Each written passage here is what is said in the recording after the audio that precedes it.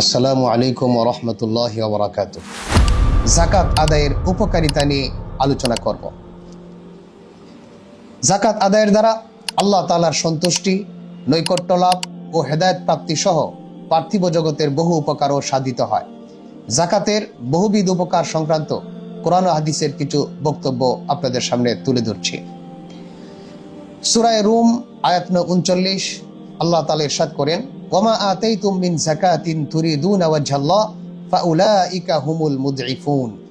আল্লাহ তাআলা বলেন, আল্লাহ তাআলার সন্তুষ্টির আশায় তোমরা যে যাকাত দিয়ে থাকো তাই বৃদ্ধি পায়, আর তারাই সমৃদ্ধশালী।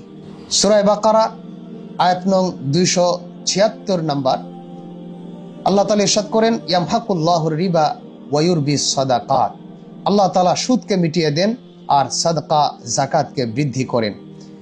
উক্ত আয়াতের ব্যাখ্যায় ইবনে কাসির রাহিমাহুল্লাহ তাআলা সহিহ বুখারীর হাদিস নং 1410 উক্ত হাদিসটি উল্লেখ করেছেন। হযরত আবু হুরায়রা রাদিয়াল্লাহু তাআলা আনহু থেকে বর্ণিত, নবীজি সাল্লাল্লাহু আলাইহি ওয়াসাল্লাম বলেন, যে ব্যক্তি হালাল উপার্জন থেকে একটি খেজুর পরিমাণ কোনো কিছু সাদাকা করবে, আল্লাহ তাআলা তা কবুল করেন। আর আল্লাহ তাআলা কেবল পবিত্র মাল কবুল করেন এবং আল্লাহ তাআলা তা ডান হাত দ্বারা গ্রহণ করে দাতার কল্যাণের জন্য প্রতিপালন করেন, যেমন তোমাদের কেউ অশ্ব শাবক প্রতিপালন করে। অবশেষে সেই সাদাকা পাহাড় পরিমাণ হয়ে যায়। সুবহানাল্লাহ।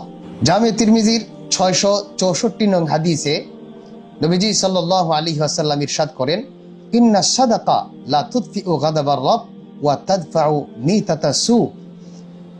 নবীজি বলেন, সাদাকা যাকাত রবের ক্রোধ প্রশমিত করে এবং অপমৃত্যু রোধ করে। এছাড়াও মুসান্নাফি ইবনে আবি শাইবা হাদিস নং 9830 নবীজি সাল্লাল্লাহু আলাইহি ওয়াসাল্লাম বলেন, মান আদ্দা যাকাতা মালিহি ফাকাদ যাহাবা আনহু শাররু। যে ব্যক্তি নিজের মালের যাকাত আদায় করলো, তার থেকে তার সম্পদের যাবতীয় অনিষ্টতা দূর হয়ে গেল। সম্পদ মানুষের জীবনে সবসময় সুখ বয়ে আনে না, কখনো দুঃখ অনিষ্টতার কারণেও হয়। সম্পদের কারণে আত্মীয়তার সম্পর্ক নষ্ট সহ খুন খারাপির মতো জঘন্য ঘটনাও সংঘটিত হয়। সম্পদ কেন্দ্রিক এ ধরনের সকল অনিষ্টতা থেকে যাকাত সুরক্ষা প্রদান করে।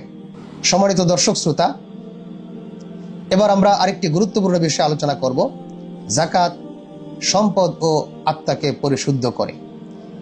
যাকাত বান্দার কলবকে যেমন লোভ লালসা, সম্পদ লিপ্সা, কৃপণতা এবং অন্তরের নিষ্ঠুরতা সহ আত্মিক রোগ ব্যাধি হতে পরিচ্ছন্ন করে, তেমনি তার সম্পদকেও অকল্যাণ ও অমঙ্গল হতে পবিত্র করে।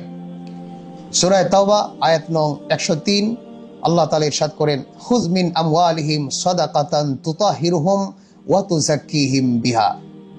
আল্লাহ তাআলা বলেন, আপনি তাদের মাল থেকে সাদাকা যাকাত গ্রহণ করুন, যা দ্বারা আপনি তাদের পবিত্র করবেন এবং সংশোধন করবেন।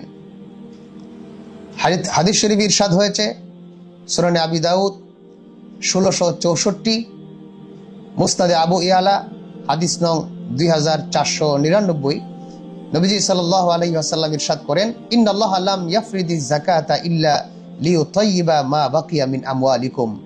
আল্লাহ তাআলা যাকাত ফরজ করেছেন শুধু এজন্য যে তোমাদের অবশিষ্ট মাল যেন পবিত্র হয়ে যায়।